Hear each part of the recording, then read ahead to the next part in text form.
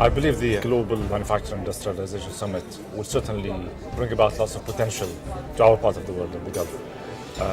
For us in Bahrain, we're very glad to see that it was hosted in the United Arab Emirates back in March, and it certainly would bridge the gaps between the public sector, the private sector, and the civil society. GMIS is a key component in UNIDO's mission to promote inclusive and sustainable industrial development throughout the world. This historic initiative was launched to connect and build bridges between manufacturers, government, NGOs, financiers, technologists, and investors, enabling them to collectively harness the potential of the fourth industrial revolution. I think right now we're having sort of a race, sort of a global race for the understanding of what the fourth industrial revolution is. And I think that every and each country, not only developed ones or the OECD countries, have the right to say their word and to make their program or proposition or view of what industrial revolution is. I mean, whether we like it or not, the forces of globalization are not going away. I mean, we know from life that denial of something does not make it unreal. I mean, the forces of globalization are real. The real question is, how do we leverage those forces?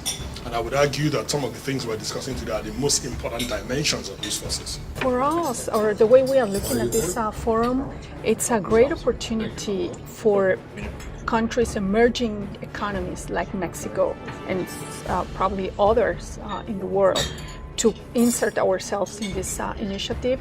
We really welcome it, and I think we think you are very well ahead by having this forum, putting together this all these leaders, and it's important to have the private sector. I know it is present, but it's also important to have the political will and the political leadership of countries.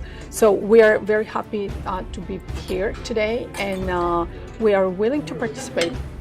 Civil society plays a very important role in Mexico, very vocal and very active. So it's not even only a government issue, it's also a society issue. It's amazing that half of the data in the history of the world was created last year. In the history of the world. And yet less than 0.5% of that data last year was even used.